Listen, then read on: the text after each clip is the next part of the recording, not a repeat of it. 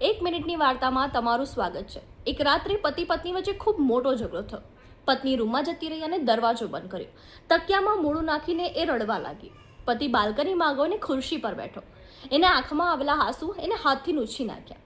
પત્ની મનમાં વિચારતી હતી કે મારા આંસુની કોઈ કિંમત જ નથી અને ફરક જ નથી પડતો। અને પતિ મનમાં વિચારતો હતો કે મારી તકલીફ એને કહીશ ને તો એ દુઃખી થઈ જશે। એક જ ઘરમાં એક જ સમયે બંને રડતા હતા।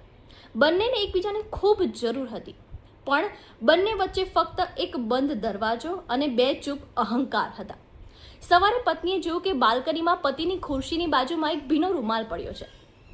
એને રૂમાલ હાથમાં લીધો અને એની આંખ ફરીવાર ભીની થઈ ગઈ।